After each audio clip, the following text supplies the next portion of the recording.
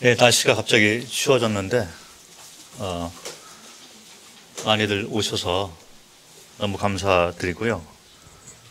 이번 시간들을 통해서 다들 확신을 갖고 참 진리 안에서 이렇게 그 삶을 누리시는 귀한 시간이 되시기를 바라는 마음이 있습니다. 제가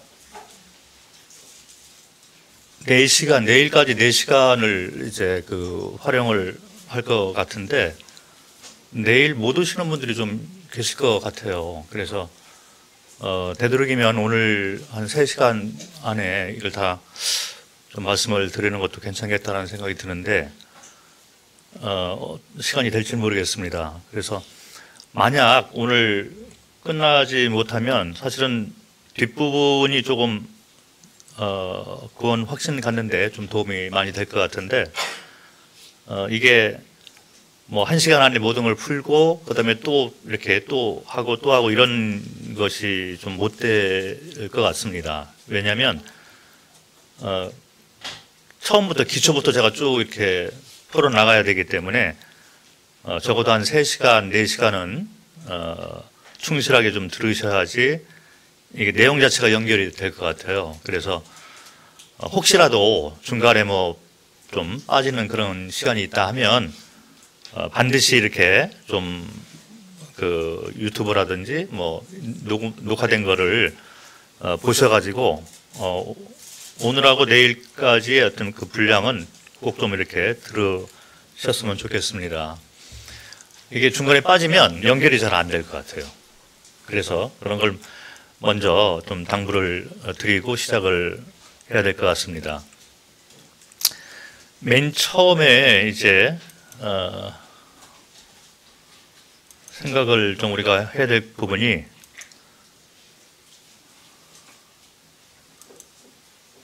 이번 시간에는 제가 그 뿌리 찾기에 대해서 먼저 설명을 좀 드리려고 합니다. 뿌리 찾기, 그리고 다음에는 이제 반역죄, 하나님께서 인간을 창조하신 창조 목적하고 반역죄에 대해서 설명을 드리고, 그러면 마지막 시간에는 이제 그 반역죄로부터 돌이켜서 이제 다시 창조 목적으로 회복이 되는 것에 대해서 믿음을 통해서 우리가 구원을 받는다, 이런 메시지를 전할 예정인데, 믿고는 쉽지만 믿는다는 의미가 과연 무엇일까, 이런 거에 대해서 고민하시는 분들이 많이 있기 때문에 거기에 대해서 제가 말씀을 좀 드리려고 합니다. 그래서 첫째 시간에는 이제 뿌리 찾기, 우리의 근본에 대해서 먼저 살펴보고, 두 번째는 자 그러면 하나님이 왜 인간을 만들었고 인간은 죄를 졌는데 이 죄라는 것이 무엇일까, 이 반역죄를 제가 말씀을 좀 드리기를 원하고, 세 번째는 그러면 이게 다시 회복이 돼야 되는데 회복하는 방법, 믿음으로 구원받는다라고 하는데 믿는다는 의미가 과연 무엇일까, 이 세 가지 주제를 가지고 시간을 나눌까 합니다. 자, 먼저 뿌리 찾기를 좀 해봐야 될 것 같습니다. 모든 사람들이 가지고 있는 그 질문들이 있어요. 그리고 이거는 반드시 해결을 해야 되는 그런 문제이고 우리 삶 가운데서 가장 중요한 문제가 됩니다. 뭐 눈에 보이는 어떤 일들에 우리가 그 투자를 많이 하고 있고, 그리고 뭐 나는 그냥 살다 보니 어디에서부터 왔고 또 내가 왜 이런 시련과 고난을 당하고 있을까, 그런 거에 대한 답변도 없이 그냥 이렇게 사는 분들이 많이 있고, 그러다 보니 이제 죽음을 맞이하게 되는데 왜 죽는가, 그리고 죽음 후에는 어떠한 것이 있을까, 이런 거에 대해서 우리가 질문은 가지고 있어요. 그런데 확실한 이 답변이 없는 그런 삶을 살고 있는 분들이 뭐 다 그렇습니다. 그래서 나는 이런 것조차도 내가 관심이 없어라고 생각을 이렇게 갖고 있는 분일지라도, 그러나 뿌리는 생각을 해봐야 되잖아요.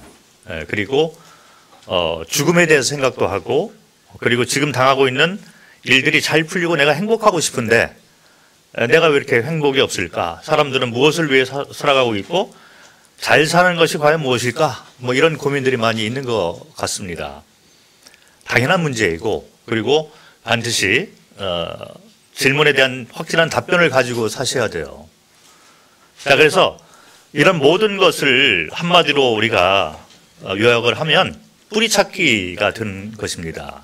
나의 뿌리는 과연 무엇일까? 확실한 뿌리를 알고 이제 삶을 살 때 사는 목적과 어떻게 하는 것이 바르게 사는 것이다. 이런 답이 나오는 것이고, 앞날에 대한 어떤 대비책이 되는 것이기 때문에 우리 뿌리를 찾는 것이 가장 중요한 문제라고 생각을 합니다.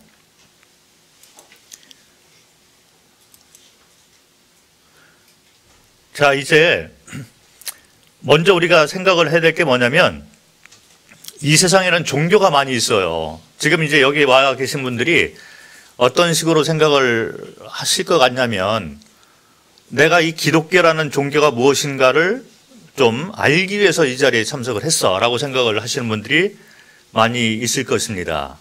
그리고 성경 자체가 이 기독교라는 종교를 가르치는 책이다. 그리고 이제 교회도 기독교라는 종교를 전파하는 그런 장소이다. 기독교를 믿는 친구를 따라서 내가 여기 와 있다. 그래서 기독교도 하나의 종교다. 이렇게 대부분 생각을 갖고 계십니다. 그런데 좀 질문을 해야 될 것 같아요. 자, 이 세상에는 종교가 많이 있습니다. 그래서 이슬람이라든지 불교, 힌두교, 토속 종교도 있고, 그리고 어떤 분들은 이제 나는 무교야, 종교 자체가 없어 하는 분들이 계셔요. 근데 그것도 하나의 자기들이 믿고 있는 종교가 되는 거죠. 나는 종교를 안 믿는 종교. 그래서 무교라는 종교를 믿고 있는 거예요. 그래서 종교들이 많이 있습니다. 이 세상에는 많은 종교들이 있는데 조금 생각을 해볼 게 뭐냐면 종교는 누가 만들었을까? 자, 종교는 누가 만들었죠? 예, 아시겠지만 사람이 만들었잖아요. 그래서 종교들이 있어요. 그런데 종교는 사람이 만들었다는 거죠. 자, 그런데 이번 시간에 우리가 생각을 할 것이 뭐냐면 종교는 사람들로부터 만들어져서 이 세상에 종교가 여럿이 있는데, 자, 그러면 사람은 어디서부터 왔을까? 자, 이 문제는 종교에 관한 문제가 아니라는 것입니다. 우리 뿌리를 얘기를 하는 거잖아요. 종교는 사람이 만들었는데 사람이 어디서부터 왔느냐? 이거는 종교하고는 전혀 관계가 없는 것입니다. 자, 그래서 이 오해를 먼저 우리가 풀고 나가야 될 것 같습니다. 예를 들어서 우리는 이제 부모로부터 이렇게 태어나게 됐습니다. 그리고 우리의 부모들도 또 부모가 계신 거죠. 그래서 쭉 이제 올라가면 사람의 기원이 어디서부터 시작됐을까? 자, 이것이 이런 것들을 다루는 것이 과연 종교일까? 사실 제가 종교를 믿고 있는 사람이라면 제가 뭐 태국에서 만으로 26년 동안 선교하다 왔어요. 근데 그 전에 선교를 하기 위해서 제가 한 3년 정도 외국 가서 훈련을 받고 갔기 때문에 해외에서만 제가 만으로 30년을 살았던 사람입니다. 88년도에 가서 2018년도에 은퇴를 했어요. 30년 동안 이제 해외 생활만 했던 사람인데 종교를 얘기하기 위해서 내가 삶 전체를 이렇게 헌신했을까? 만약에 종교를 위해서 내가 그런 삶을 살고 있다면 헛된 삶이라고 생각을 합니다. 자, 그런데 말씀드렸지만 종교는 사람으로부터 왔어요. 자, 오늘 여러분에게 강력하게 제가 도전을 하고 싶은 것은 사람은 어디서부터 왔을까? 자, 이건 종교하고는 관계없는 거예요. 우리 뿌리하고 연관된 거잖아요. 그래서 왜 이렇게 살고 앞으로 어떤 일을 우리가 당할 것인가? 이런 질문들에 대한 해답을 얻기 전에 먼저 뿌리에 대한 해답부터 여러분들은 가지고 있어야 돼요. 그리고 반드시 알고 계셔야지 지금 살아가는 것도 올바로 살 수가 있다는 것입니다. 그리고 앞날에 대해서도 우리가 대비를 하고 살 수가 있다는 거죠. 자, 그래서 먼저 이 도전을 드리고 싶은 것입니다. 자, 종교는 사람이 만들었다. 사람이 어디서부터 왔을까? 이거는 종교에 대한 문제가 아니라 진리에 관한 문제다. 변할 수 없는 것이 진리입니다. 반드시 여러분들은 이 문제를 해결을 하고 가야 된다는 거죠. 그래서 이번 시간에 전파되는 모든 말씀 자체가 종교 얘기가 아니라는 것을 제가 시작부터 먼저 말씀을 드리면서 시작을 해야 될 것 같아요. 자, 우리 뿌리를 한번 찾아봤으면 좋겠습니다. 뿌리를 찾고자 하는데 이게 여러 논란이 있잖아요. 그래서 많이 이렇게 우리가 갖고 있는 논란의 어떤 이론이 뭐냐면, 요거겠죠. 창조냐 아니면 진화냐. 그렇죠? 그래서 학교에 가니까 우리가 배운 것이 뭐냐면 진화론을 배웠어요. 자, 그런데 사실 진화론은 1859년도 종의 기원이라는 책을 통해서 찰스 다윈이라는 사람이 처음으로 만들어서 발표를 한 것입니다. 이게 제가 진화론에 대해서 적극적으로 초장부터 이제 반대를 하려고 하는 것이 아니라 팩트를 말씀을 드리는 거예요. 이게 한 150년 전에 이 세상에 나온 거죠. 자, 그런데 어쨌든 학교에서 그렇게 우리가 배우고 자라났습니다. 그리고 이 세상 사람들 가운데 진화론을 믿고 있는 분들이 많이 계셔요. 자, 그런데 다른 어떤 조그만 이론들은 우리가 얘기할 필요도 없을 것 같고, 이 세상에서 가장 큰 이론이 이제 진화냐 아니면 창조냐, 이 문제겠죠. 자, 그래서 이 문제에 대해서 우리가 좀 심각하게 한번 생각을 하셔야 되는데, 왜 그러냐면 이게 뿌리하고 연관되기 때문에, 이 문제가 우리 삶하고 직접 연관이 되기 때문에 이 문제에 대해서 한번 심각하게 생각을 하셔야 돼요. 진화가 맞을까? 진화론, 어떤 분들은 난 진화론이 너무 마음에 와닿아, 이런 분들이 많이 계시더라고요. 그런데 진화라는 것을 어떻게 설명을 할 수 있냐면, 여기 제가 컴퓨터를 사용하고 있는데 컴퓨터가 이게 우연히 만들어졌어. 오랜 시간이 지나다 보니까 과거에 어떤 땅 속에서 조그마한 물질들이 스스로 나오더니 이것이 뭉치더니 나사못이 되었어. 그리고 다른 쪽에서 또 다른 물질들이 나오더니 이것이 유리가 되어서 시간이 많이 지나다 보니까 우연하게 이것이 조립이 되어서 컴퓨터가 되었네. 자, 그런데 또 시간이 지나다 보니까 와이파이가 여기에 장착이 되더니 기능이 점점 진화가 되기 시작하더니 컴퓨터라는 걸 우리가 지금 사용하고 있어 라고 얘기를 하면 아무도 안 믿죠. 자, 그런데 진화론에 대해서 우리 삶의 기원에 대해서는 이게 진화가 맞다라고 말씀을 하시는 거예요. 컴퓨터 같은 건 진화가 안 되지만 우리는 생명이 있잖아. 그러니까 생명이 있는 존재들은 진화가 되겠지라고 하면서 진화론을 믿는 분들이 많이 계셔요. 그런데 반대로 생각하면 컴퓨터는 생명이 없으니까 사실 만들기 쉬운 거죠. 그런데 생명을 어떻게 만들어서 진화가 될까? 이게 보통 문제일까? 자, 우리 삶을 우리 뿌리 찾기를 하고 있으니까 우리 삶에 대해서 직접 한번 생각을 한번 해보도록 하겠습니다. 자, 요게 무슨 그림이냐면 모든 사람들이 수정을 하고 아이가 이제 태아가 이렇게 엄마 뱃속에서 수정을 하고 그 다음에 정착이 이제 된 후에 점점 자라나서 출산하는 데까지 이 성장하는 과정을 그린 것이죠. 자, 여러분들의 삶 전체가 이렇습니다. 이렇게 해서 태어난 거예요. 모든 분들이 다 이런 과정을 겪고서 태어났는데 수정이 돼서 한 이틀 정도 돼서 이제 이곳이 남자와 여자 정자와 난자가 이렇게 만나서 이게 수정이 됩니다. 그래서 엄마의 뱃속에서 태아가 점점 이제 성장을 하게 되는데 한 4주 정도 되면은 심장이 형성이 되고 갑자기 심장이 박동이 시작된다는 거예요. 뛰기 시작한다는 얘기잖아요. 근데 이게 성경에 나와 있는 말이에요. 제가 요 말씀을 가지고 태국에서 복음을 전할 때 소아과 의사 전문가죠. 전혀 성경 배경이 없는 분에게 당신 소아과 전문의시고 그리고 뭐 인류대학 나온 분이에요. 그래서 인간이 어떻게 생성되고 아이가 태어났는가 이 과정을 너무나 잘 알고 계실 것인데 이것이 성경에 나와 있습니다. 그것도 한 3,000년 전에 성경에 기록이 이미 되어져 있습니다. 이 절차가 성경에 기록이 되어 있다고 얘기를 하니까 이분이 너무 놀라는 거예요. 뭐 3,000년 전이면 우리나라 역사를 보면 뭐 한 고조선 뭐 더 오래전 얘기겠죠.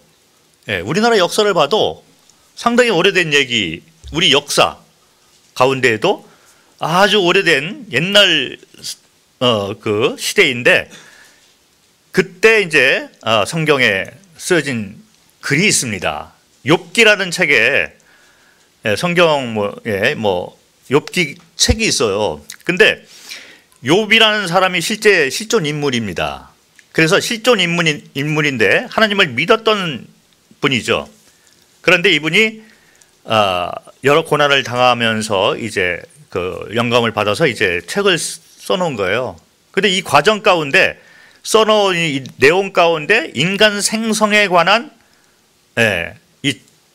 이 진행 과정이 기록이 되어 있다는 거죠. 여기 보면 욥기 10장 10절부터 12절을 보면 주께서 나를 젖과 같이 쏟으셨으며 이게 뭐냐면 부부관계를 하면 정자와 난자가 이렇게 모여지는 거죠.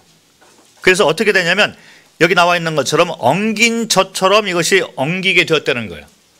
그래서 이 얘기는 수정이 되었다는 얘기를 하고 있는 것입니다.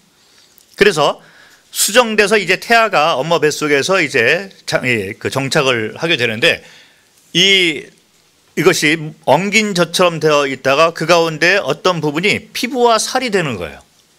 그리고 또 다른 부분은 뼈와 힘줄로 진화가 이렇게 그 변화가 됩니다. 그래서 이런 그 정자와 난자가 이렇게 그 뭉쳐서 엉긴 젖처럼 됐는데 한 부분에서 피부와 살이 되고 또 한 부분이 진행이 되면서 그 가운데 뼈와 힘줄이 생기고 한 4주 정도 되면은 조그만한 태아, 엄마 뱃속에 있는 조그만한 태아가 형성이 돼요. 그런데 이미 눈도 있고 코도 있고 입도 있고 다 있는 거죠. 그리고 내장도 다 형성이 됩니다.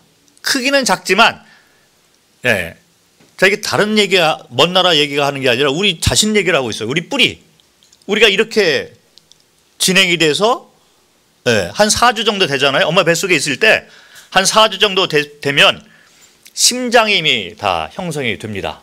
그리고 위나 이런 것들이 다 형성이 돼 있다는 거예요. 그런데 여기 그림에 보면 4주 되면 18일에서 22일부터 이미 심장 박동은 시작되었다 나오잖아요. 이게 과학에서 말하는 거거든요. 자, 무슨 얘기냐면 한 4주 정도 되면 조그마한 태아 안에 형성되어 있던 이 심장이 갑자기 이게 뛴다는 거예요. 이게 성경은 뭐라고 얘기하냐면 생명과 은혜를 주셨다. 그리고 내 영을 줬다. 이런 얘기를 하고 있어요. 자, 이 조그마한 이 심장이 만들어지는 것까지는 우리가 뭐 진화되었다라고 백번양보해서 생각을 할 수가 있을지 몰라요. 그런데 이 형성된 이 심장이 갑자기 뛰는 걸 어떻게 설명하냐 이거죠. 생명이 그 안에 들어가게 된 것입니다. 그래서 심장이 뛰기 시작할 때부터 시작해서 생명이 들어가게 되는데 그래서 이 생명을 가지고 이 태아가 엄마 뱃속에서 점점 커서 10개월이 되면 세상에 나오는 것입니다. 자, 그것이 여러분들의 삶이에요. 그래서 이 세상에 나와 있으면서 죽는 날까지 여러분들이 심장을 가지고 있는데 이 심장이 뛰고 있다는 거예요. 무슨 얘기냐면 생명이 있다는 것입니다. 자, 이것이 진화일까요? 진화를 믿고 싶어도 믿기가 힘들잖아요. 이걸 어떻게 설명을 하겠냐 이거죠. 자, 그러면 진화가 아니면 그럼 뭘까요? 창조를 믿을 수밖에 없다는 거죠. 우리가 뭔지는 모르지만 창조주가 누구인지는 모르지만 진화를 가지고 심장에 이렇게 형성이 되고 그리고 심장이 갑자기 뛰기 시작한다. 생명이 들어갔다는 걸 어떻게 설명을 할까? 설명이 안 되다 보니 진화는 아닌 것 같아요. 자, 그런데 창조를 믿어야 되는데 창조주에 대한 굴복의 마음이 또 없어. 내가 내 마음대로 살고 싶어. 네, 그래서 창조주도 아닌 것 같고 진화? 글쎄 뭐 다른 사람이 다 진화를 믿으니까 나도 믿을 수밖에 없지만 그래도 좀 믿기가 100% 믿기가 좀 힘들어. 뭐 이런 적당한 거리를 두고 이렇게 사시는 분들이 많이 있어요. 그리고 골치 아프잖아요. 더 이상 생각하지 말자. 그리고 현실이 지금 중요하니까 현실에 해결될 문제를 먼저 해결하자. 이래서 그냥 사시는 분들이 많이 있어요. 그런데 그 순간에도 여러분들 심장 박동은 뛰고 있습니다. 그리고 심장이 멈추는 날이 있어요. 자, 그러면 어떻게 되냐면 심장이 딱 멈추게 되면 여기 보면 생명이 이렇게 딱 들어가잖아요. 생명이 어디서부터 왔다는 얘기잖아요. 그럼 심장이 딱 멈추다 하면 이 생명이 왔던 대로 다시 돌아간다 해서 돌아가셨습니다 하는 거죠. 여러분들은 돌아가시게 돼 있어요. 왔던 대로 돌아간다. 자, 그래서 뿌리를 먼저 확실하게 잡고 확실하게 알고 가실 필요가 있습니다. 살아가는 데 있어서 여러분들 심장이 멈추기 전에 내 심장이, 내 생명이 과연 어디서부터 왔을까? 뿌리를 확실히 알고 사실 필요가 있는 것입니다. 자, 여러분들이 숨 쉬고 있는 것, 생명, 우리 심장이 뛰고 있는 것에 대해서 제가 말씀을 드렸는데 또 하나를 좀 보면 이게 뭐냐면 계란입니다. 달걀. 달걀인데 안을 들여다보면 이렇게 생겼어요. 뭐 계란을 삶아가지고 잘 깨서 드시는 분들은 많이 있는데 그 안에 조금 움푹하게 패여져 있는 것이 이게 뭘까 생각을 잘 못하시는 분들이 많이 계실 것 같은데 여기 이렇게 생겨서 그래서 그런 것입니다. 그래서 냉장고에 계란을 보관할 때는 여기에 평평한 부분이 있고 또 반대는 이 뾰족한 부분이 있잖아요. 야, 이 뾰족한 부분이 밑으로 갈까요? 위로 갈까요? 위로 가야 된다. 자, 계란 깨먹기 참 좋은 답변입니다. 야, 계란을 보관할 때는 밑에 뾰족한 부분이 밑으로 가야 돼요. 왜냐하면 그게 좀 딱딱하거든요. 그런데 이 좀 평평한 부분이 위로 가야 돼요. 왜냐하면 이 평평한 부분을 안을 보면 이게 공기가 들어가 있는 장소가 있어요. 그래서 이 계란 안에 이 병아리가 이제 커가게 되는데 병아리는 이 안에서 이 공기가 있는 쪽으로 딱 방향을 잡고 이 심장이 뛰는 거예요. 그러면서 3주 동안 이 계란 안에 들어가서 부화가 되는 것을 기다리는데 커가면서 이 안에 있는 공기를 하나하나 이렇게 먹습니다. 그래서 3주가 되면 이 안에 있는 공기가 다 이제 소모가 돼서 이 공기가 채워졌던 부분이 진공 상태가 되는 거예요.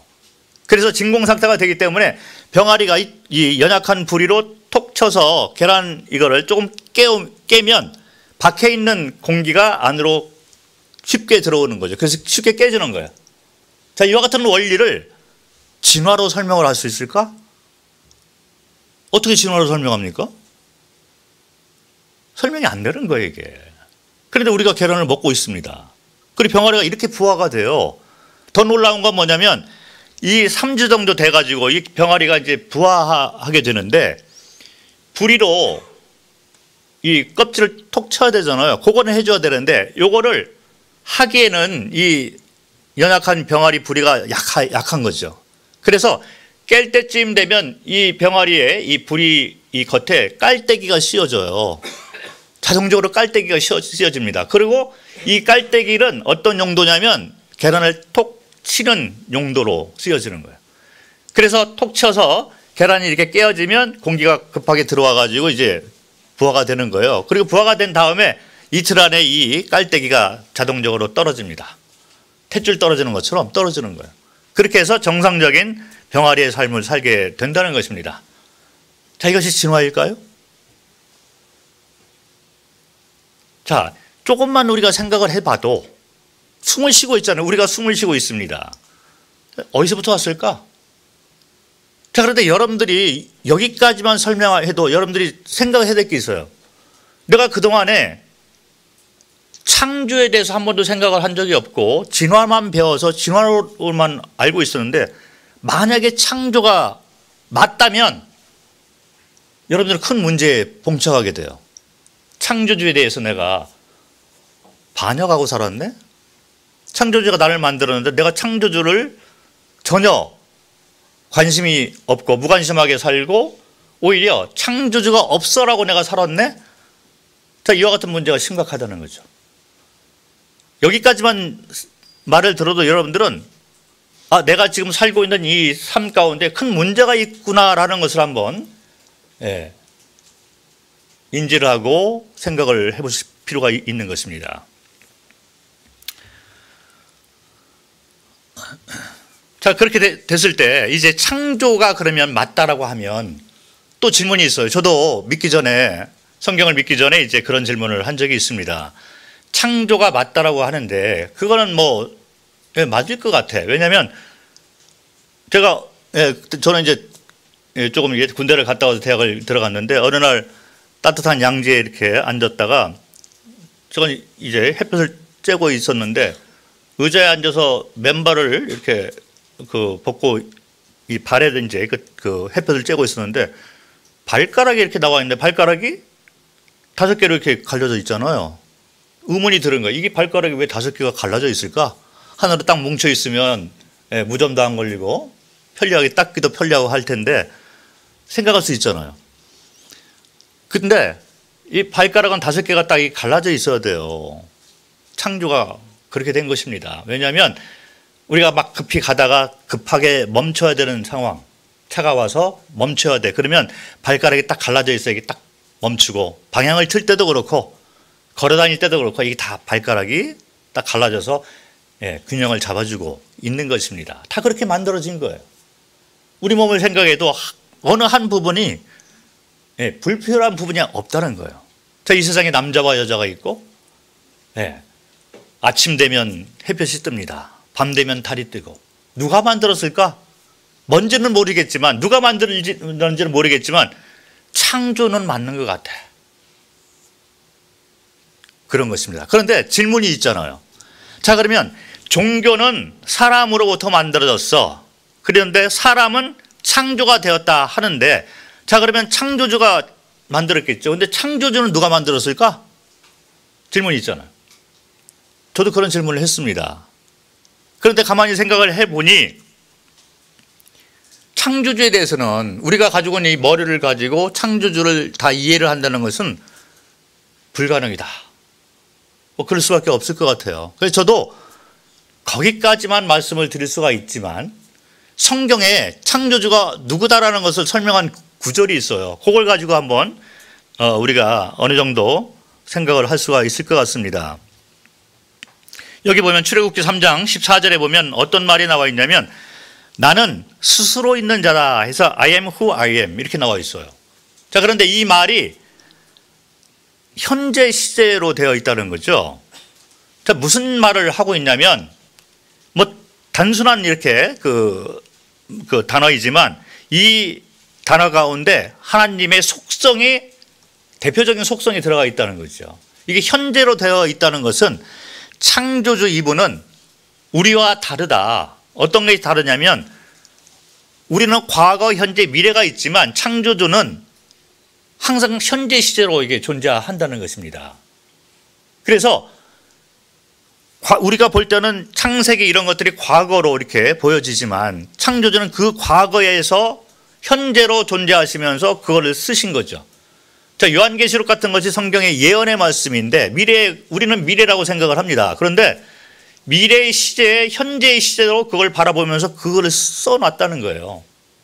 자, 무슨 얘기냐면 창조주는 시간의 제한과 공간의 제한 이런 것들을 다 넘어선다는 거죠. 차원이 다르다.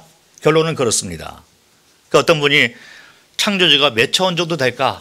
뭐 성경에 없는 얘기예요. 그냥 들으시면 되는데 우리는 3차원에 살잖아요. 시간과 공간의 제한 가운데 살고 있습니다. 그런데 창조주는 한 15차원 정도 될까? 성경에 없는 얘기예요. 누가 알겠습니까? 그런데 확실한 건 뭐냐면 차원이 완전히 다른 분이다. 이분이 창조주이다.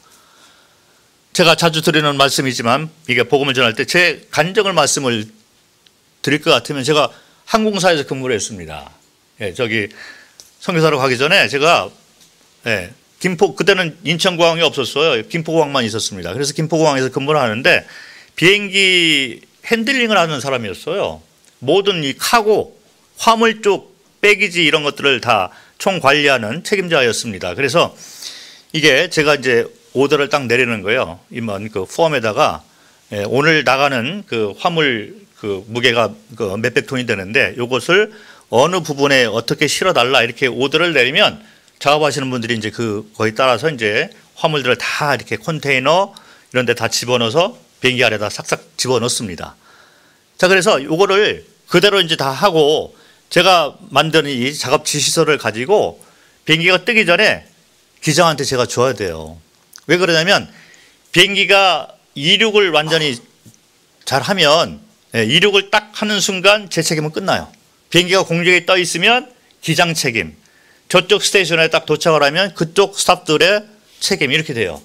그래서 제가 항상 비행기 이렇게 그 다 화물을 실어놓고 배기지 뭐 다 실어놓고 문을 딱 닫은 다음에 비행기가 뜨기 전에 기장한테 이걸 갖다 주고 기장은 그거 하고 그다음에 그날의 이런 그 날씨 정보 모든 것을 다 수집을 해서 딱 컴퓨터에 집어넣으면 컴퓨터가 비행기 각도를 딱 정해줍니다. 그 비행기가 뜰 때 어떤 비행기는 아주 스무스하게 이렇게 뜨고 어떤 비행기는 각도가 심하게 뜨잖아요. 그것이 바로 이런 것들이거든요. 그래서 제가 고일만 했어요. 그런데 이 비행기가 잘 뜨는 것까지 제 책임이기 때문에 다 실어놓고 문 닫고 이제 이륙을 하려고 활주로로 딱 이제 비행기가 갑니다. 가면 멀찌감치 앉아가지고 그 비행기가 뜨는 걸 봐야 돼요. 그리고 무사히 떴다 그러면 이제 사무실 들어와서 제가 저쪽으로 이제 그 메일을 보내면 되는 거죠. 정보를 보내면 내 이제 그날의 직무가 끝났는데 제 눈앞에서 제가 그거 알잖아요. 화물이 몇백 톤 그리고 그 위에는 이제 그 외국 사람들 포함해서 몇백 명이 앉아갑니다. 이 거대한 물체 덩어리가 내 눈앞에서 공중으로 떠가고 있다는 거예요. 매일같이 보는 건데 매일같이 이해가 안 되더라고요. 내 머리로 아무리 생각을 하려고 해도 계산이 안 나오는 거예요. 그런데 어떡합니까? 예, 믿거나 말거나 이지만 제 눈앞에서 이게 떠가고 있다는 거예요. 창조주를 우리가 어떻게 설명을 합니까? 우리 머리로 설명을 못하는 거예요. 그렇지만 우리 몸을 보니 창조주가 있는 거죠. 우리 심장이 뛰고 있다는 것은 창조주가 계시다는 증거가 되는 거예요. 아침에 해가 떴다? 창조주 작품. 때가 되면 달이 떠. 창조주가 없이 이와 같은 조화가 어떻게 균형을 가지고 질서 가운데 되어지고 있느냐? 창조주가 어디서 왔는가? 라는 답변을 모릅니다. 그분은 시간과 공간의 제한을 뛰어넘는 분. 성경에서 말하는 창조주에 관한 소개 구절을 통해서만 우리가 알 수 있는 거죠. 그러나 분명한 것은 창조주가 계신다라는 것입니다. 미물인 개미가 우리가 사용하고 있는 인터넷 와이파이를 어떻게 이해를 하겠습니까? 그러나 인간은 능력이 개미하고 다르기 때문에 이 와이파이를 사용하고 있다는 거죠.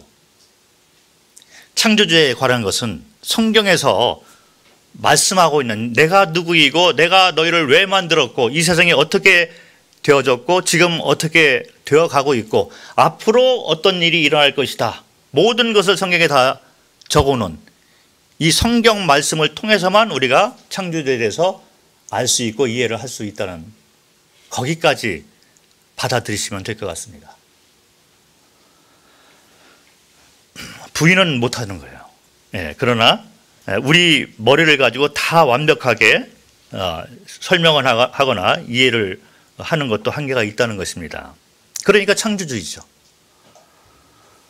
자, 그런데 창조주가 누구이며 왜 인간을 만들었고 그리고 어떤 목적을 가지고 이 세상을 이끌어가고 있는가, 이 모든 것을 그나마 이렇게 설명해 놓은 그런 책이 있다는 거예요. 그게 바로 성경이 됩니다.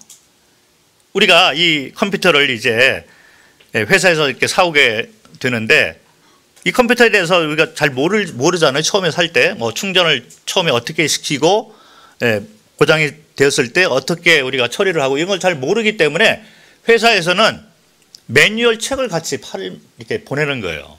매뉴얼 책을 보고서 이 컴퓨터에 대한 제품 설명 이런 것들을 다 우리가 이해를 할 수가 있는 것처럼 창조주에 관한 이야기, 인간에 관한 이야기, 역사에 관한 이야기 이런 것들을 성경에 적어 놨습니다. 성경은 매뉴얼 책이 되는 거예요.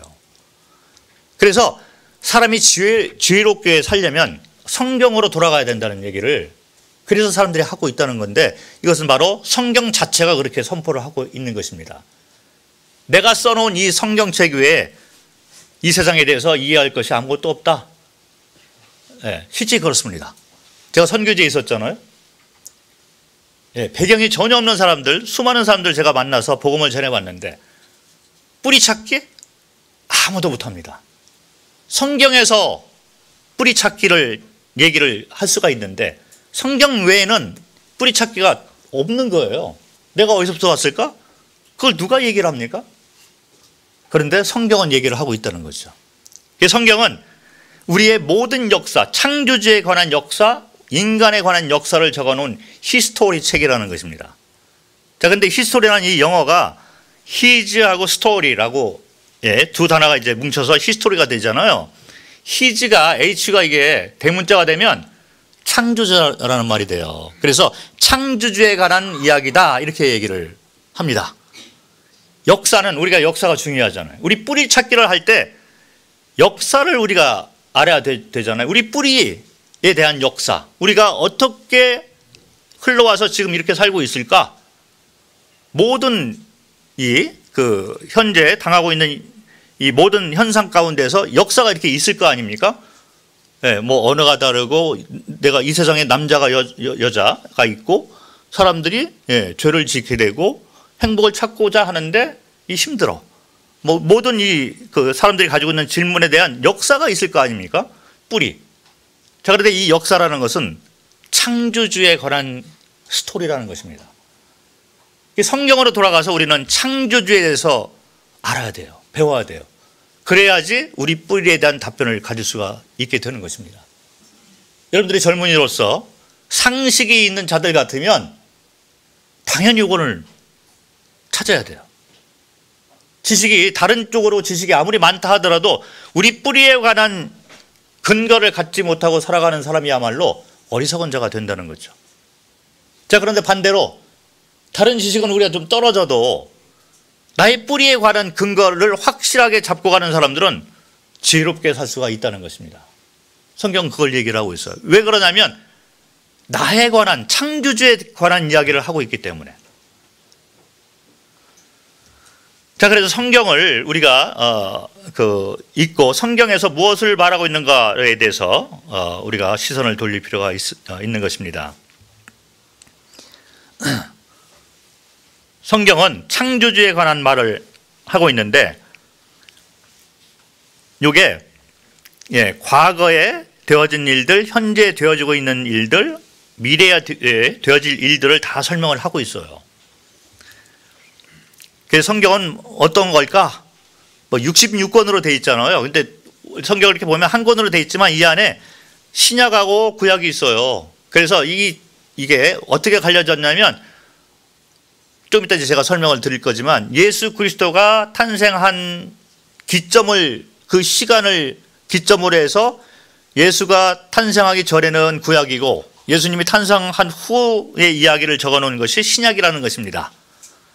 그런데 구약이 39권으로 되어 있고 신약이 27권으로 되어 있어요. 뭐 이거는 시험에 안 나오니까 제가 시험 보는 것도 아니고 외울 필요 없을 것 같아요. 근데 어쨌든 참고로 이렇게 들어주시면 될 것 같아요. 그런데 39권과 27권이 66권이잖아요. 그 성경의 한 권이지만 작은 책들로 이렇게 구성이 되어 있다는 거죠. 그런데 이 작은 책들 66권을 기록한 저자가 40여 명이 되는데 이 40여 명이 살았던 그 연대의 차이가 한 1600년 정도의 차이가 납니다. 자, 그런데 이것이 놀랍게도 일률적인 이야기를 하고 있어요. 똑같은 이야기를 하고 있는데 창조주에 관한 스토리를 얘기를 하고 있다는 거예요. 자, 그래서 성경에는 예언의 말도 있어요. 그런데 그 예언이 시간이 지나다 보니까 성취가 되어진 것도 성경에 나와 있고, 그리고 앞으로 어떤 일이 일어날까 아직도 성취가 되지 않은 그런 예언들도 아직 남아 있습니다.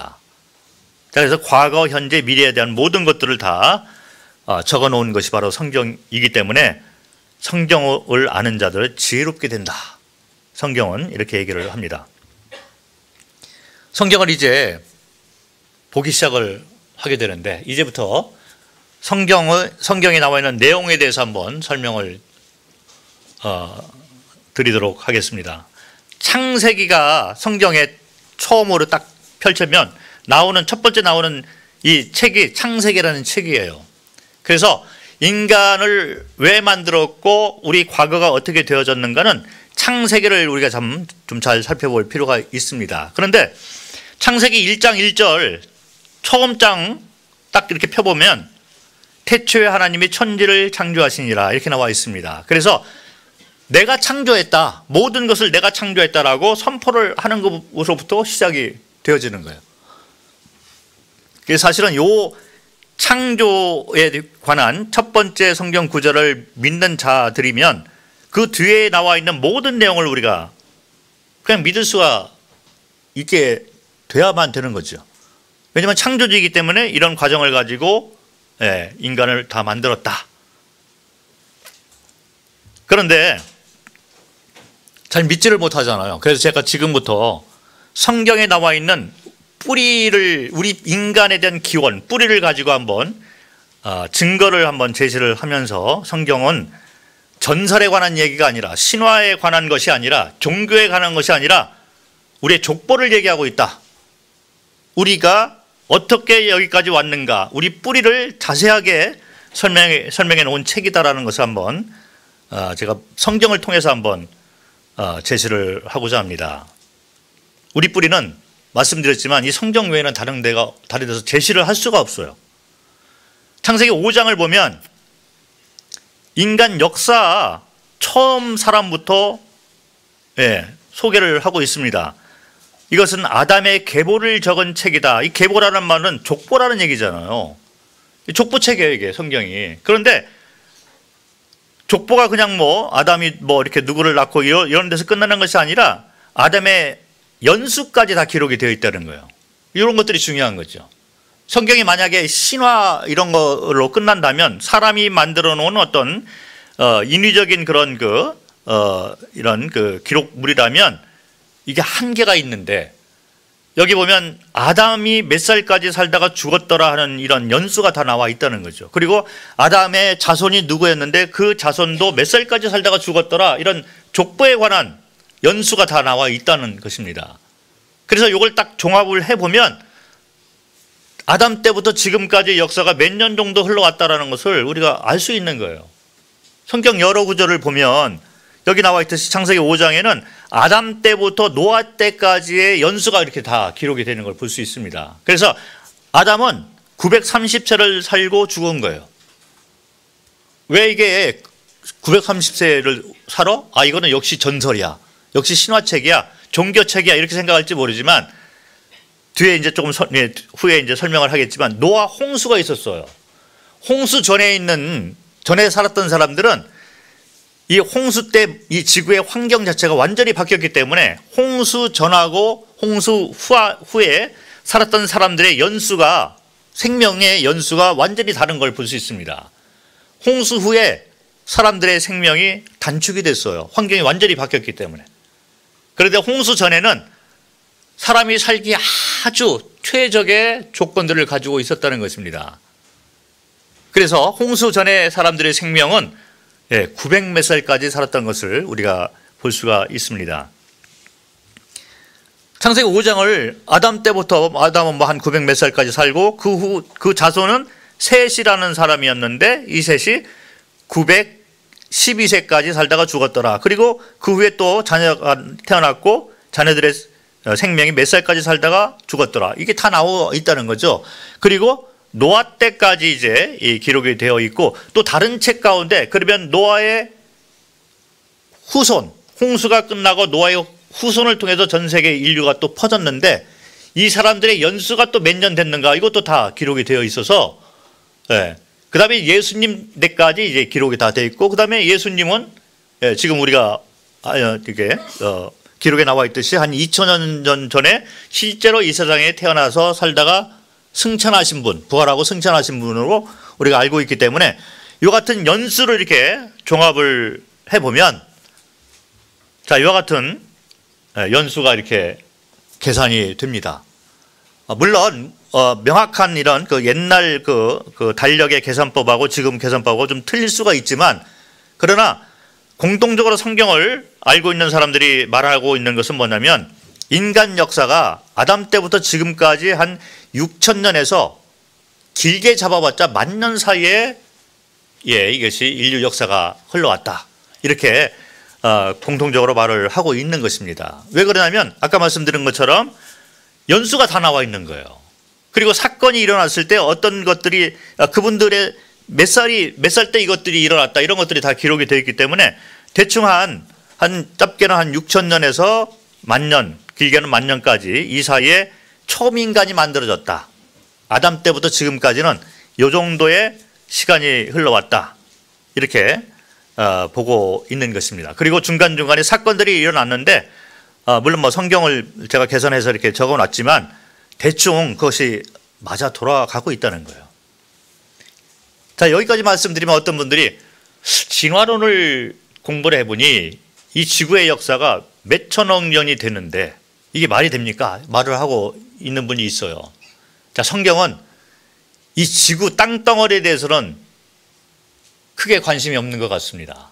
이 지구 땅덩어리가 몇 년 됐는가 그거는 성경에 나와 있지 않는 거예요. 성경의 초점은 어디에 맞춰져 있냐면 사람에게 맞춰져 있는 거예요. 사람과 창조주와의 관계가 맞춰져 있는 거예요. 그래서 사람의 연수에 대해서는 구체적으로 나와 있지만 땅덩어리에 몇 년 됐는가 요거는 안 나와 있다는 거예요. 그래서 제가 설명을 할 수도 없고 제가 설명하고자 하는 마음도 없습니다. 그런데 창조주의 마음은 사람에게 초점이 가 있기 때문에 창조주가 왜 인간을 만들었으며 처음 인간 때부터 지금까지 몇 년이 흘러왔다. 그 가운데 어떤 역사들이 흘러왔다. 이거는 성경을 가지고 나와 있는 대로 우리가 설명을 할 수가 있다는 거죠.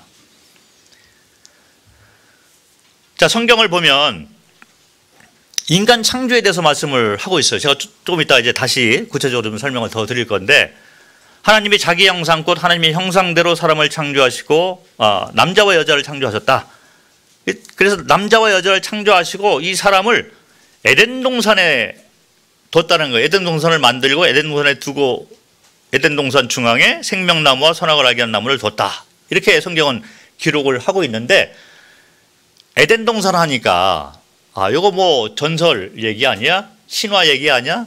뭐 에덴의 동쪽 뭐 이래서 뭐 관심도 해서 해피할 때 이런 에덴 동산이다 이렇게 생각하시는 분이 있어요. 마치 전설에 나와 있는 어떤 지명이지 실제 지명은 아니다라고 많은 분들이 그렇게 생각을 하시는데 그렇지 않습니다. 에덴이란 이 동산 이거는 실제 실존했던 지형 이름이에요. 왜 그걸 우리가 알 수 있냐면 성경에 나와 있는 걸 가지고 우리가 설명할 수가 있습니다. 성경을 보면 에덴이 어디 있었는가 여기에 대해서 구체적으로 나와 있는 걸 볼 수 있습니다. 창세기 2장 10절부터 14절을 보면 강 하나가 에덴에서 흘러나와서 동산을 적시고 에덴을 지나서는 네 줄기로 갈라져서 네 강을 이루었다. 자, 무슨 얘기냐면 에덴 동산에서 샘이 이렇게 솟아 나오는 거예요. 그래서 이 샘으로부터 물이 점점 많아지게 되니까 이것이 강이 되었다는 건데 에덴을 벗어나 가지고는 이 강이 네 강이 되었다 이런 얘기를 하고 있는데 자, 여기 나와 있는 네 강의 이름이 나와 있고 이 강들이 어느 쪽으로 흘렀다 어떤 강을 이루었다라는 것이 구체적으로 나와 있는 것입니다. 그런데 첫 번째 강하고 두 번째 강은 뭐 이름 자체가 좀 우리가 찾기 힘든 그런 지명인데 둘째 강의 이름은 구스 온 땅을 돌아서 흘렀다. 이게 둘째 강이 이렇게 흘러가는 방향을 보니까 구스 땅으로 흘렀다. 구스는 지금의 에티오피아라는 나라잖아요. 그래서 우리나라를 보면 우리나라 지금 대한민국이지만 과거에는 뭐 고려, 고구려 뭐 이런 지명 옛날 이름을 썼잖아요. 그런 것처럼 에티오피아라는 나라를 우리가 생각할 때 지금의 아프리카 한 나라로 에티오피아를 기억을 하고 있지만 옛날에는 구스라는 이름을 가지고 있었다는 거죠. 그래서 둘째 강이 나와서 이렇게 흘러가는 방향을 보니 아프리카 쪽으로 흘러갔다. 이걸 우리가 생각을 할 수가 있고, 자, 더 정확한 거는 셋째 강의 이름과 넷째 강의 이름이에요. 실제 우리가 지금도 사용하고 있는 강의 이름이 되는 것입니다. 셋째 강의 이름은 티그리스, 아시리아, 이 중동 쪽으로 흘러갔다. 이런 얘기가 되고, 넷째 강의 이름은 유브라데스 강이다. 자, 공부를 좀 하신 분들, 티그리스 강, 유브라데스 강은 많이들 알고 계셔요. 모르시는 분들이 있을 것 같아서 제가 지도를 가지고 왔습니다. 실제 우리가 지금 사용하고 있는 지도인데, 이 나라가 지금 바그다드니까 이라크를 얘기하고 있잖아요. 근데 이라크 한 복판을 흐르는 두 강이 있어요. 근데 이 두 강의 이름이 하나는 티그리스 강이고 하나는 유브라데스 강이 됩니다. 근데 이 강을 우리가 거슬러 올라가면 에덴 동산이 있었던 지역으로 들어갈 수가 있다는 거죠. 실제 에덴 동산은 이 땅 중동 지방에서 있었던 그런 지형 이름이 되는 것입니다. 자, 그런데 지금 에덴 동산으로 못 들어가요. 왜 그러냐면 여기 보시는 바와 같이 이제 첫 번째 사람 아담과 하와가 선악과를 먹고 이제 쫓겨났잖아요. 왜 먹었는가, 이 의미가 뭘까는 제가 좀 이따 설명을 드릴 건데, 어쨌든 쫓겨난 후에 다시 못 돌아오도록 천사 그룹을 시켜서 못 돌아오도록 그 길을 지키고 있기 때문에 지금은 에덴 동산으로 돌아갈 수는 없지만, 그러나 거기에서 나온 그 강의 이름은 티그리스 강과 유브라데스 강이 있다는 것입니다. 지금도 현존하고 있는 강이 되기 때문에 에덴 동산은 우리가 많은 분들이 오해를 하고 있듯이 어떤 뭐 전설이나 신화 이런 것이 아니라는 것입니다. 우리 역사, 우리 뿌리를 얘기하고 있다는 거예요. 창조주가 처음 사람 아담과 이브를 만들어 놓고 에덴 동산에서 살도록 했는데, 그 에덴 동산은 중동 어느 지역의 한 지형 이름이 되는 것입니다. 제가 왜 이런 말씀을 드리냐면, 성경은 우리 뿌리라는 얘기를 하고 있는 거예요. 역사적인 사실이고 실제 지명 이름을 얘기하고 있고, 실제 사람이 어느 정도의 연수를 가지고 살았던가, 몇 년 동안 살았는가, 이것을 성경에서 자세히 얘기를 하고 있기 때문에 여기 성경 외에는 우리 뿌리 찾기를 할 수 있는 다른 어떤 소스가 전혀 없다는 거예요. 책도 없고 스스로 만들어낼 수도 없는 것입니다. 그러고 난 다음에 이제 에덴 동산에서 사람이 이게 쫓겨났잖아요. 그런 다음에 사람들이 이제 죄를 짓게 되는데, 이 죄를 짓는다는 것은 지금 우리가 짓는 죄하고 똑같은 것 같아요. 우리가 지금 뭐 죄 짓고 살고 있지 않느냐 하니까 뭐 나쁜 짓 하고 뭐 사람의 마음이 악화가 되고 뭐 요즘 동성연애도 많아져 가지고 뭐 이런 삶을 살았나? 뭐 그런 삶을 살았겠죠. 근데 공통적인 죄가 뭐냐면 창조주가 없다라고 하는 거예요, 이게. 과거 사람들도 에덴 동산에 쫓겨난 그 당시 사람들 입장에서 보면 창조주까지 이게 배반을 하고 살 수가 없었지만, 창조주가 혹시 있다 하더라도 창조가 있는 것까지 내가 거절을 못 하겠어. 근데 그건 그렇고 내 삶은 내 거야 라고 살고 있다는 거죠. 우리 가운데 창조주 자체를 부인하고 사는 사람도 있어요. 그런데 어떤 분들은 나는 창조주까지 부인을 할 수는 없을 것 같아. 창조주는 믿고 있는데, 근데 문제가 뭐냐면 여전히 내 삶은 내 거야, 이렇게 살고 있다는 거죠. 이런 것들은 역사 가운데서 계속 나타나고 있는 현상이에요.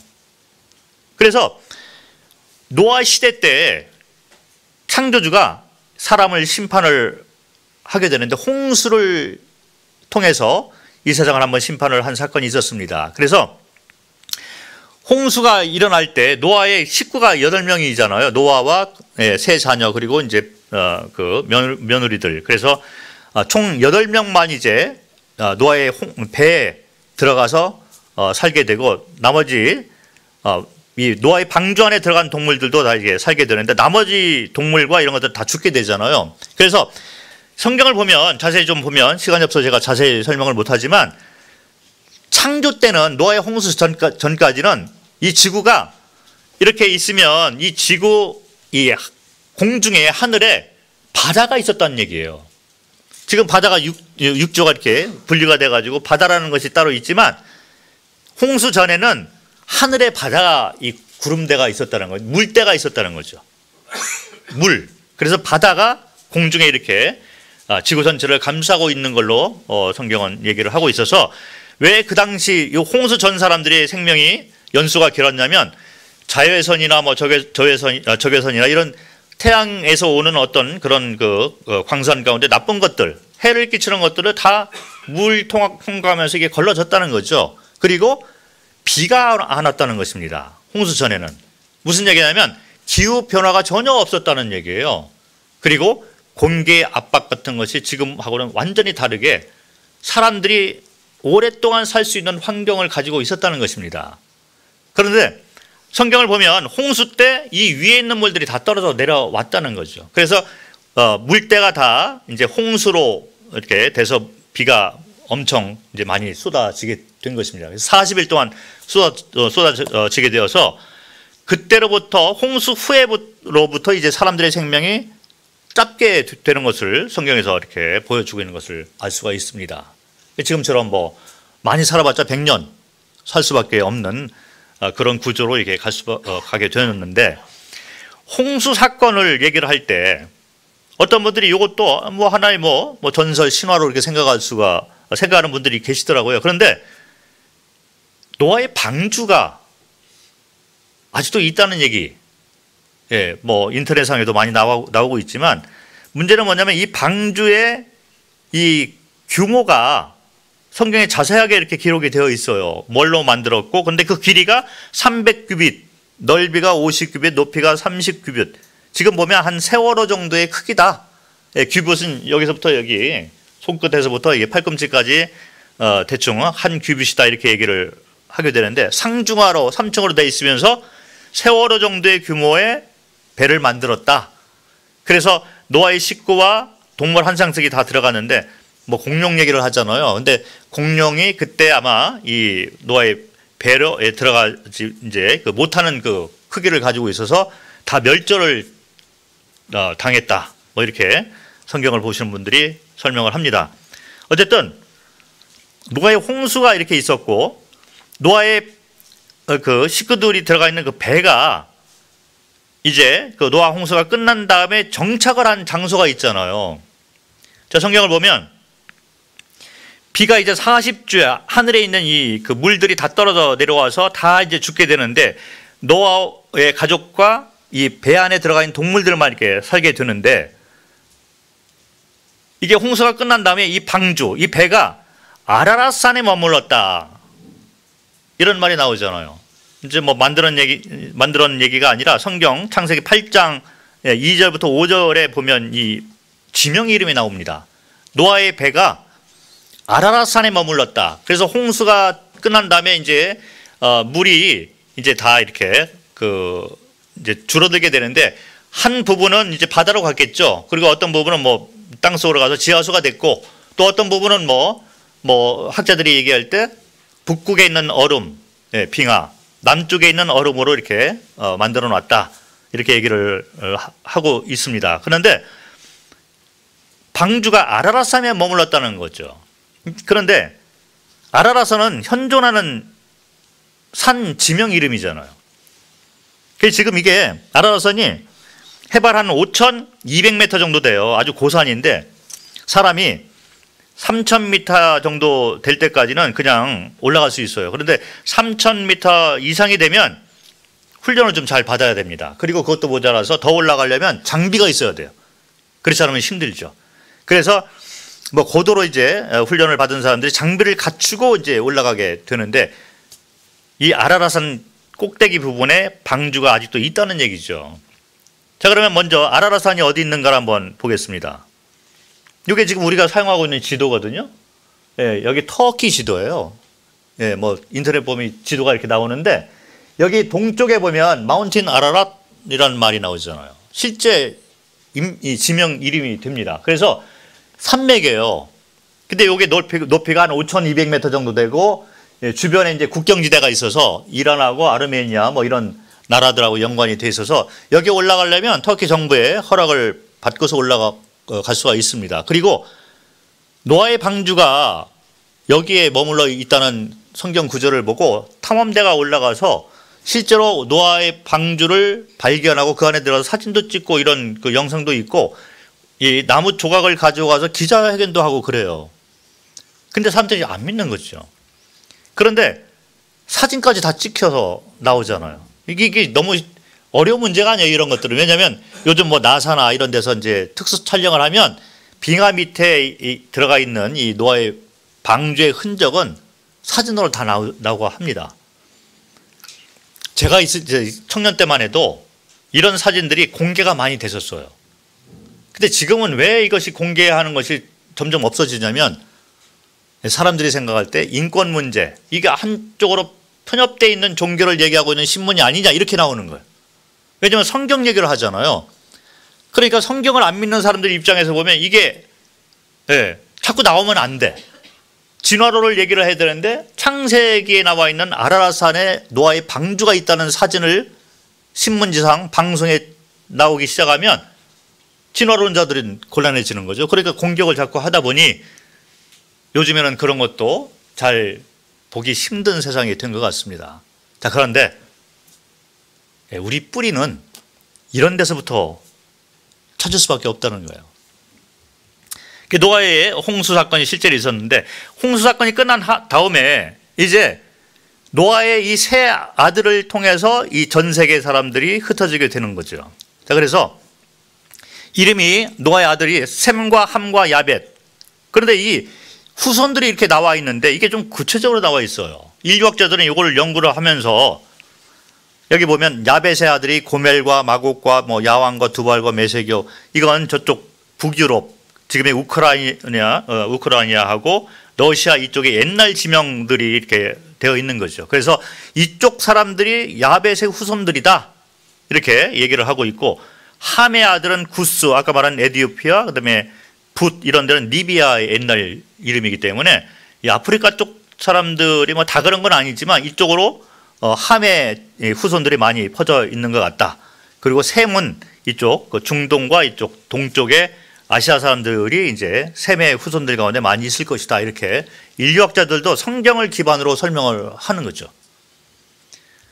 자, 그래서 노아 홍수 후에 제가 계산을 해보니 한 200년 안에 또 다른 큰 사건이 일어났는데 이게 바벨탑 사건이에요. 뭐 노아 홍수가 난 다음에 그렇게 시간이 많이 지나지 않았는데 사람들이 다시 창조주를 직접 대항을 하는 사건이 일어나게 돼요. 우리가 스스로 뭔가 할 수 있다. 바벨탑을 짓기 시작을 합니다. 자, 그런데 이 바벨탑 사건이 상당히 중요한 사건이 돼요. 여기 시날 평지에서 사람들이 만나가지고 바벨탑을 쌓는 이 성경 구절에 나오는데, 시날 평지는 지금의 시나이 반도가 되는 거예요. 중동 얘기를 하고 있잖아요. 그래서 이라크에 뭐 사담 후세인이 뭐 그런 거를 선포했다고 그러잖아요. 내가 바벨탑을 다시 재건하겠다, 다시 만들겠다 이렇게 선포를 하는데 뭐 성취하지 못하고 그냥 세상을 떴습니다. 근데 어쨌든 시나이 반도를 얘기를 하는데 거기에다가 이제 바벨탑을 쌓게 되는데, 그 전까지는 말이 하나였다는 거죠. 모든 인류가 말이 하나였는데 바벨탑 때 하나님을 대적을 하니 하나님이 말을 이제 혼잡하게 해서 다른 언어를 만들어서 전 세계로 사람을 흩어버린 거예요. 그래서 제가 태국에 갔을 때 태국말을 하나도 못했잖아요. 그런데 긴가오레리안카 프라자송랑로 랩송 프라탄 프라브롱디오 푸다이티 치아왕자네 프라옹 마이피나 데빈치 윈니란던. 제가 태국말로 복음을 전할 수 있어요. 그리고 얼마 전까지만 해도 태국말로 복음 전하는 것이 더 편했어요. 한국말이 잘 안 나와가지고. 자, 그런데 태국에 갔을 때 한마디도 못했습니다. 근데 몇십 년 살다 보니 그게 다 하게 되더라고요. 근데 태국말이 같은 아시아 사람들이잖아요. 그리고 거기 중국계도 있고 그래요. 그런데 우리는 뭐 나는 학교에 간다 이렇게 얘기를 하잖아요. 근데 거기는 나는 간다 학교에 이렇게 미국 영어식으로 되어 있지만 영어하고 또 틀려요. 영어는 my school 이러잖아요. 근데 거기는 school mine 이렇게 돼요. 그리고 이것도 해서 내가 태국말로 꿈을 꿀 때까지 몇 년이 걸렸습니다.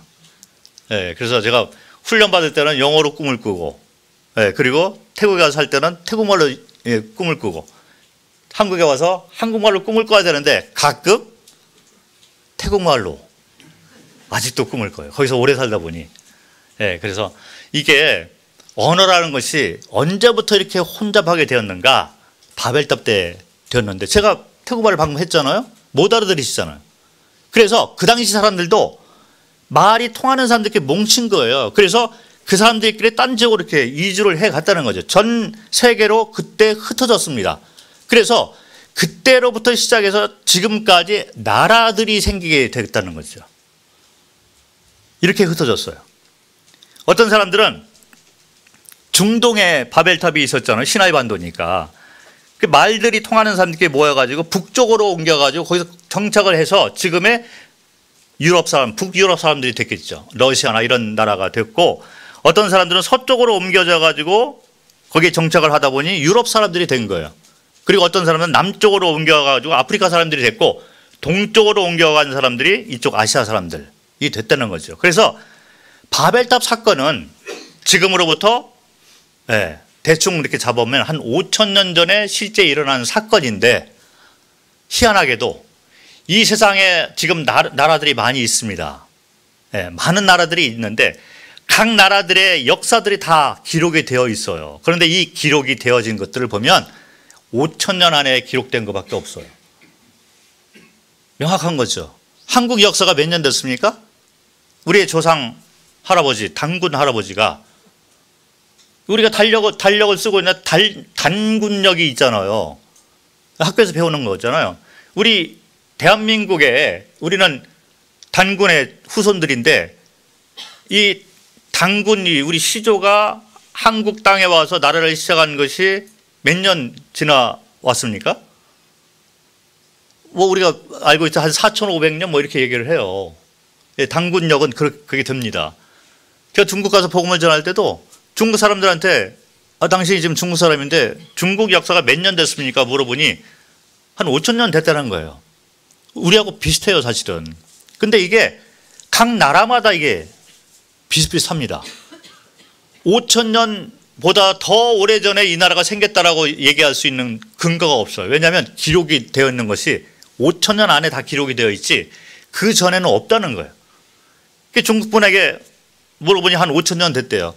그래서 제가 질문을 이어갔습니다. 어르신이 중국 사람인데 중국 역사가 5,000년 됐다고 답변을 하시는데 정확하게 답변을 했습니다. 그런데 그 얘기는 무슨 얘기냐면 중국 사람, 첫 번째 사람이 5,000년 전에 중국이란 이 땅에 와서 처음 나라를 시작한 것이 5,000년 정도 지나왔다는 얘기인데 이 처음 중국 시조가 어디서부터 왔습니까? 제가 물어봤어요.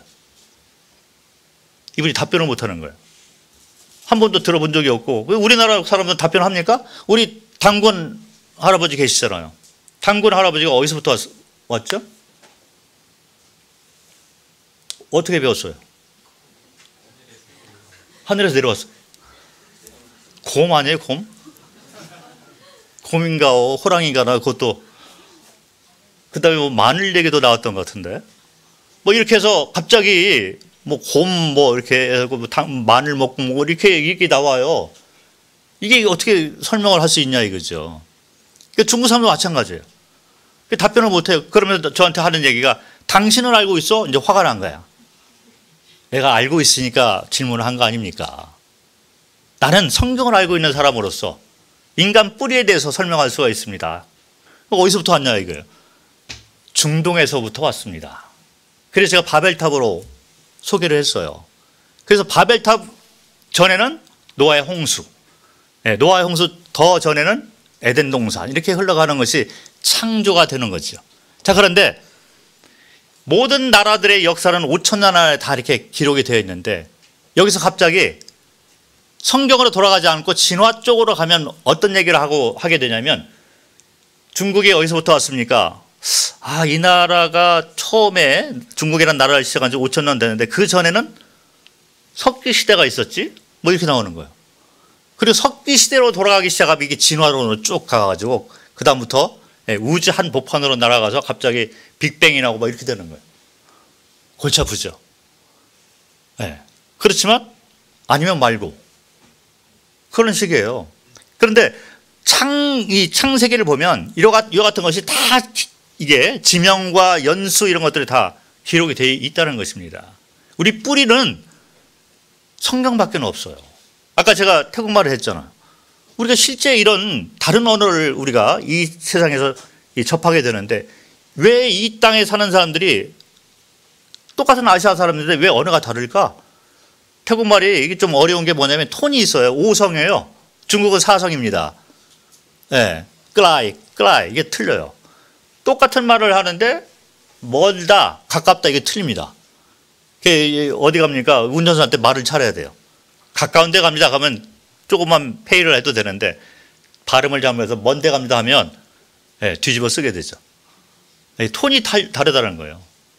이렇게 토널 랭귀지라고 그러잖아요. 톤이 있는 언어 이런 것들이 어디서부터 왔을까? 성경에서 바벨탑 얘기를 하고 있는 것이죠.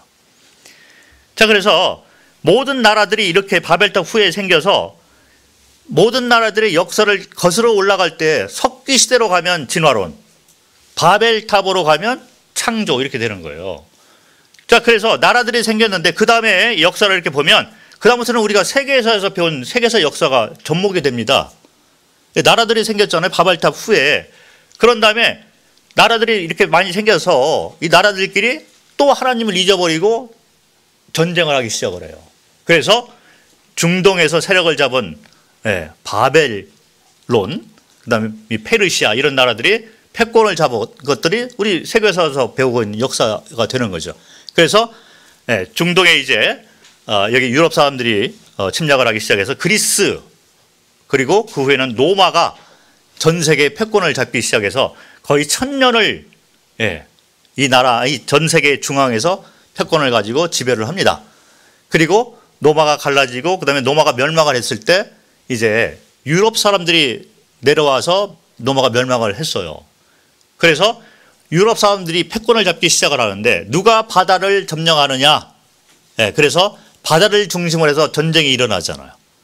그러면서 뭐 스페인도 있고 포르투갈도 있고 엎치락뒤치락 하다가 결국에는 해가 지지 않는 나라 영국이 패권을 잡고 그리고 영국에서 떨어져 나온 나라 독립한 나라가 미국이 돼서 현재까지 미국이 패권을 잡고서 경찰 노릇을 하고 있는 것입니다. 현재 우리가 그렇게 살고 있는 거예요.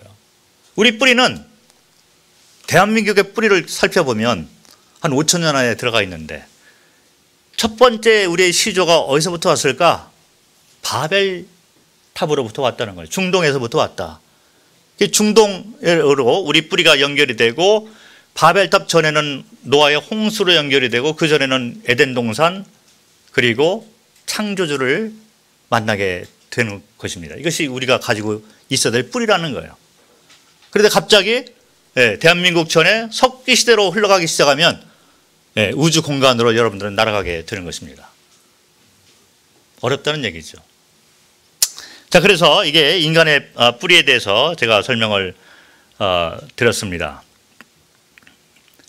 잠깐 쉬었다가 다음 시간에 그러면 인간을 왜 만들었을까? 그리고 인간이 왜 여기까지 오게 됐을까를 다음 시간에 이어서 하도록 하겠습니다. 잠깐 쉬도록 하겠습니다.